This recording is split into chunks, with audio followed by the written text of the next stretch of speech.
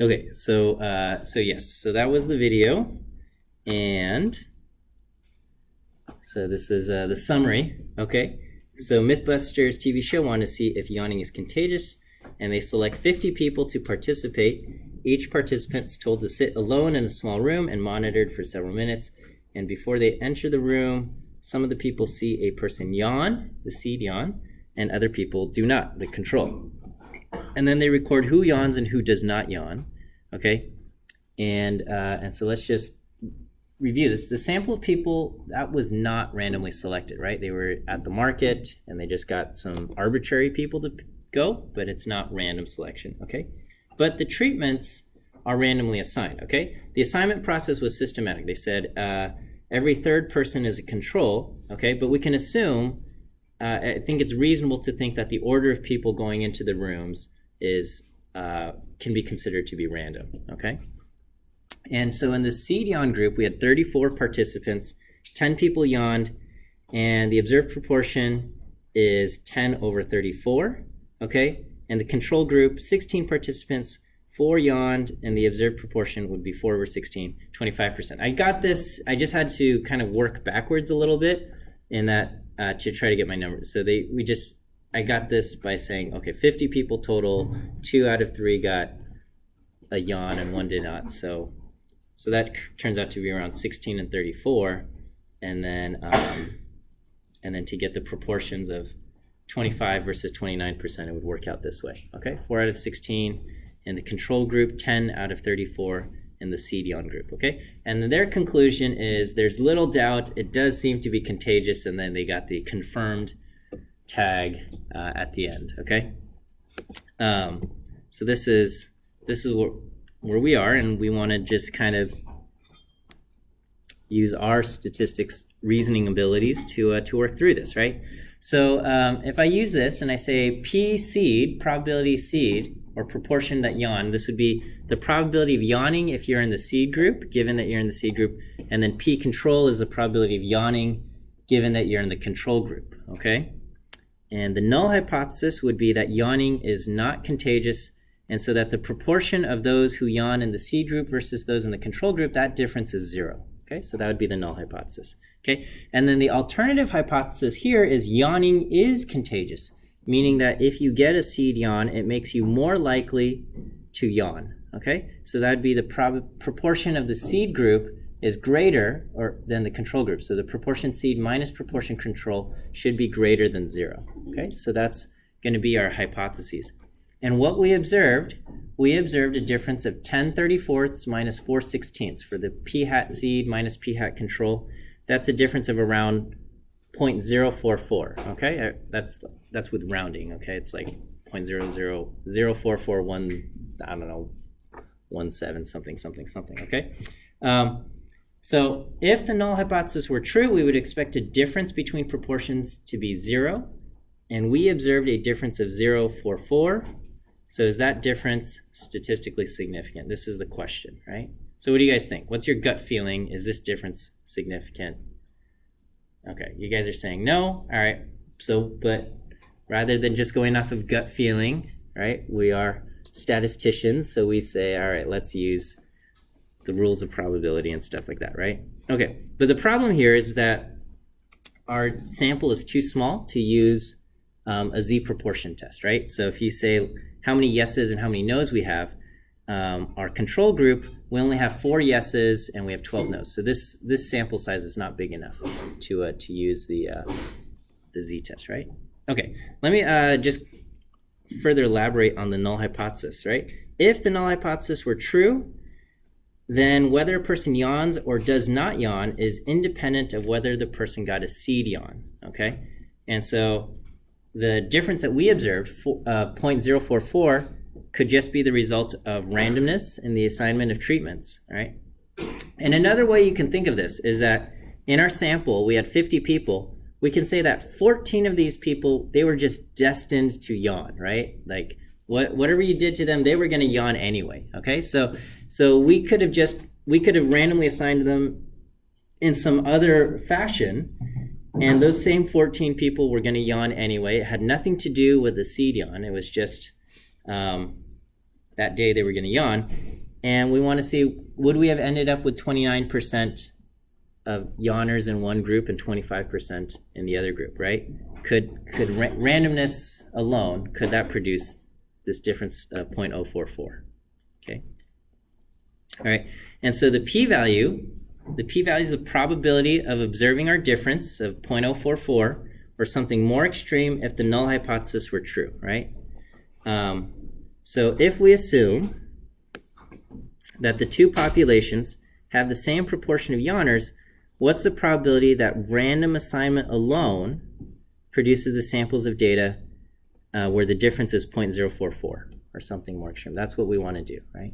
Okay, so how can we simulate this process of random assignment?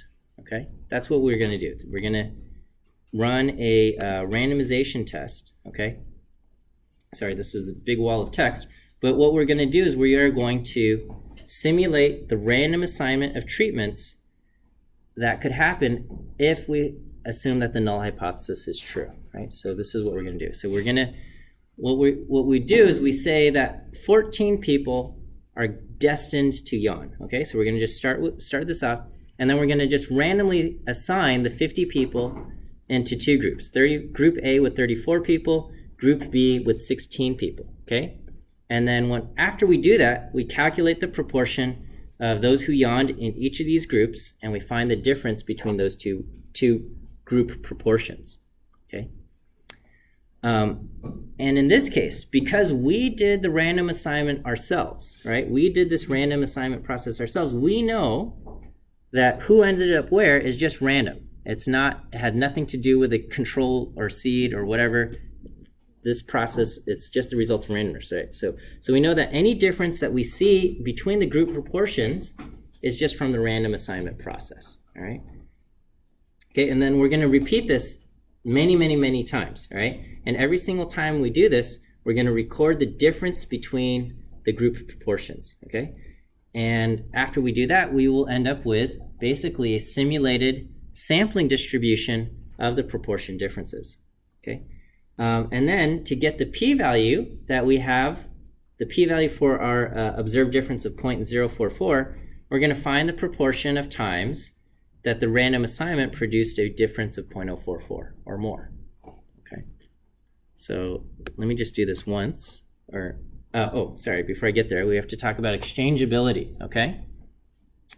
So basically, anytime you do some kind of thing, you're making assumptions, and it's very important that you are aware of the assumptions that you are making, right? So when we do a z proportion test, the assumption we are making is that the sampling distribution of p hat is normal, right? That the central limit theorem applies, and that the sampling distribution of p hat works, okay? And that's and because we are aware of that assumption, we know that it's not appropriate to use the z proportion test in this case, right? So it's always important that we know what assumptions we're making, okay?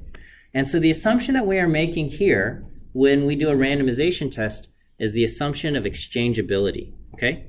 Exchangeability is the idea that if the null hypothesis were true, all possible permutations of the data are equally likely, all right? And it also means that any permutation of the data is exchangeable with any other permutation of the data, okay? So what does that even mean, right? Basically, exchangeability applies only to experiments where random assignment has been used, okay? So the idea here is that if Mythbusters went to the market on another, I guess even if you have the same 50 people, okay? If we went to, if just something happened a little bit different, right? Like they started the experiment an hour later or something, then the order of those 50 people could have ended up different, okay? And the order of the 50 people who go through the experiment, I guess doesn't matter, and we can consider that any one particular ordering of 50 people is exchangeable with another ordering of the 50 people. Like I could mix those 50 people around and have them go through the experiment, and that's going to cause, some different people to get the seed yawn and different people to be in the control group and stuff like that. But we're saying it's a reasonable assumption to say that the ordering that appeared, this random assignment, of who got what is exchangeable with any other ordering, okay? And if it's not reasonable to assume that, then you cannot use a randomization test, right? So if you are doing an observational study, right, an observational study, and you want to know, like, is, you know, a person brushing their teeth related to something else, okay? We cannot just say on a different day, these people would not have brushed their teeth and these people would have, right? It's who brushes their teeth and who doesn't brush their teeth is not a random thing, okay? That's going to be related to their own personal, I guess, hygiene preferences and stuff like that, okay? So the conditions of, in an observational study, you can't use a randomization test because I guess, whatever variables that you might be looking at are not randomly assigned, okay? They're related to other aspects of that person. Okay, but here, because the treatments are randomly assigned, it seems reasonable, this assumption of exchangeability, and thus we can use a randomization test. Okay, is that all right? This idea of exchangeability. Okay, so anyway, this is what we'll do. So here I input my data, and I say I've got 10 trues, 24 falses. Okay, and I subset the first 34 values to be the treatment, okay? And then in Yawning, I've got a total of, basically, it's a length 50 logical vector. So I go 10 true, 24 false, 4 true, 12 false. And the first 34 go in the treatment group, the last 16 go in the control group, okay? And the mean of the treatment group is, you know, basically 10 out of 34, and that's around 29%. Mean of the control group is 4 out of 16. That's 25%, okay? And so my observed difference, this is just from the actual data, the observed difference is the mean of the treatment, 0.294, minus the mean of control, 0.25, and I get a difference of around 0.044, okay? 0.04411,765, okay? So this is just what I've observed in the data itself. Okay, and here I'm gonna do, use the sample, okay? Use the function sample, which just shuffles the items inside a vector, all right? And we're going to use that to simulate the random assignment process, all right? So, so here, every time I, not shuffle, it should say sample, okay? Anytime I call sample on Yawning, the output vector will have 50 values, 14 are true and 36 are false, only the order changes, okay? And so here I do this, right? So I say, take Yawning, okay, 50 people, sample, which will shuffle them up, and we're going to call this randomized, all right? So now I have 50 people, the order of them is random. And we're going to take the first 34 people in this randomized group and throw them into group A, and then the remaining 16 we throw into group B, okay? So 1 through 34 goes in group A, 35 through 50 goes in group B, and then just coincidentally, the mean of group A ends up 29.4% anyway, and the mean of group B ends up 25%. And so the difference between my proportions also just coincidentally also ends up 0.044, okay? So, so, you know, I guess just anecdotally, just off of one experiment, it seems like, okay, maybe the results that we got in Mythbusters, you know, there's not an insignificant probability of it happening, okay? So this could have just been coincidence. So, let's just try this again. So here I did set seed 5, and I do this. This time, group A ends up 23%, and group B ends up 37%, okay? So this would be like the seed yawn group actually yawns, or group A, you know, which is kind of analogous to the seed yawn group, you know, that ends up fewer people yawning than the control group, okay? So in this case, it would kind of, this is not the data we observed. If this were the data we observed, it would seem like yawning is actually has a non-contagious effect, right? Like the opposite, right? But anyway, the whole idea of the randomization thing is we're gonna just do this thousands of times, okay? So this is what I do. So I say, I create a vector, length 10,000, and for each, we're gonna repeat this 10,000 times. I'm going to sample Yawning, so I'm gonna shuffle the order of the 50 people, and the first 34 go into group A, and the last 16 go into group B, okay? And then we take the difference between the mean of group A, or the proportion of group A, and the proportion of group B, right? So the nice thing about R is that it coerces trues and falses to ones and zeros, and so when you call mean on a logical thing, it gives you the proportion, okay? So we're getting the difference between proportions, and we do this, okay? And what do we say? The median is 0.044. The mean is really right around 0, okay? As we might expect. The mean difference is negative 0.00198, okay? We got a difference as big as 41% and a difference as big as negative 60%, okay? Just from random assignment. But that didn't happen very often. Okay, so we observed our exact proportion difference is around 0.0441175, right? And so the question is, what is the probability that randomness would produce a difference of 0.044 or more? Okay, that's what we're going to do, right? And so because our alternative hypothesis has a greater than sign, we're only interested in differences of positive 0.44 or something even more positive, okay? We're not interested in the negative side, okay?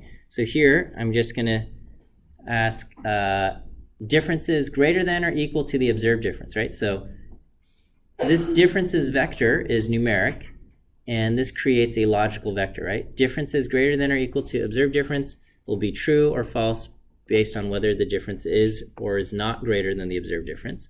So this is a logical vector, but then I call the mean on that, so this is going to be the proportion of times that this statement is true, okay? So basically the probability, the empirical probability or empirical p-value associated with this, okay? And so it turns out that out of 10,000, it happened around 5,070 times, okay? So over half the time, we got a proportion difference of 0.044 or something more, okay? So this would be my empirical p-value. So if we said we're expecting a difference of 0, how often do we get a difference of 4.4% or 0.044 or something more extreme? That happens over 50% of the time, okay? So we'd say the randomization process has a high probability of producing the data that we observed in this Mythbusters experiment. So right now we have no reason to believe that the data we observed was caused by something other than randomness, okay? Randomness can do it with 50% of the time, so yeah, maybe it came out of randomness, right? So we would not reject the null hypothesis, and we would say that the data does not provide reason to believe that getting a seed yawn makes a person more likely to yawn, okay? So the conclusion is, do not reject the null hypothesis. We don't have evidence that the seed yawn makes it more likely for a person to yawn, okay? I hope this was also covered. You cannot say that yawning is not contagious, though, right? You're not allowed to say accept the null hypothesis, or we've proven the null hypothesis, or something like that, right? So we cannot conclusively say that yawning is not contagious, right? All we can say is that our data, whatever we have, does not provide evidence that it is contagious, right? So, another possibility, it is possible that yawning is contagious, that seed yawn does increase the probability of a yawn, right? Maybe it increases just a little bit, okay? Maybe we didn't collect enough data. Maybe if we got more data, it would find this difference would become significant. Or it's also possible that it is contagious and that just by random chance, we happen to get some weird sample where it looks like it's not contagious, right? So these are all different possibilities for what happened with our data. We don't actually know, okay? But right now, with the 50 people we observed, we have no reason to believe that it is contagious, all right? And so we would end there. And that's that, right? Another possibility is you could have had a two-sided alternative. This doesn't align with our question, but if our question was something like, does seeing someone yawn have any effect, positive or negative, on a person yawning, right? So maybe seeing someone yawn makes it less likely for you to yawn. I don't know, right? You're interested in any kind of effect, right? And then you would have a two-sided alternative, and basically you would put an absolute value around your thing, and you would be interested in a difference of 0.044 or something more, or negative 0.044 or something more negative, right? And it turns out that the p-value associated with that is 1. 100% of cases of randomizations end up with a difference of 0.044, right? And it seems a little bit weird that how do you get a p-value of 1? Okay, but it's possible. I'll show you, right? So here are the scenarios. Let me make my text bigger.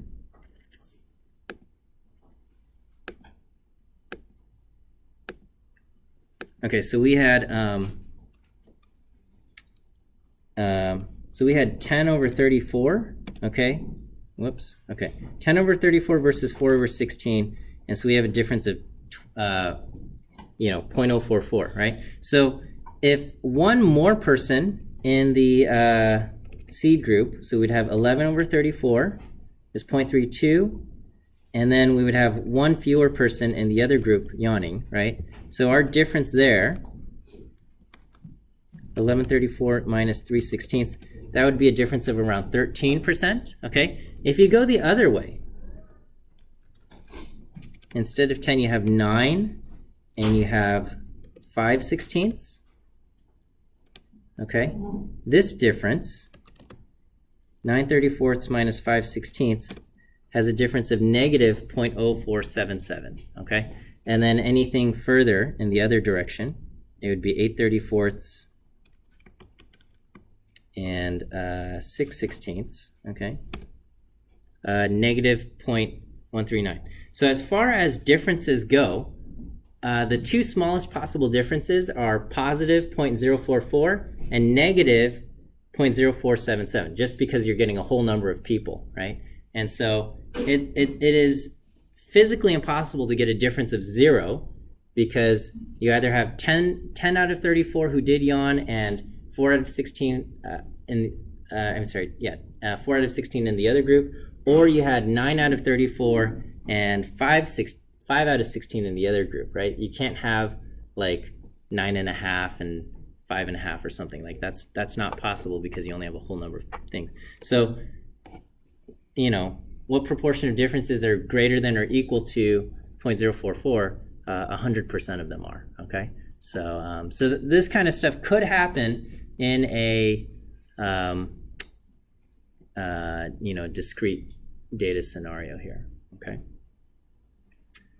All right, does that make sense as far as randomization tests go? The key idea here is we are simulating the randomization, the random assignment process if the null hypothesis were true. If the null hypothesis were true, who gets which thing doesn't matter, okay? Because the treatments have nothing to do with the outcomes, right? And then so we're just looking at what kind of proportional differences we can get if the treatments had nothing to do with the outcomes, okay? And it turns out, in our case, our p-value ends up big. Now, in some other scenario, you might get some different. Okay. All right, that's randomization tests. That's it for today. On Wednesday, we'll take a look at Bootstrap. Similar concept, but a little bit different. So we'll see you guys on Wednesday.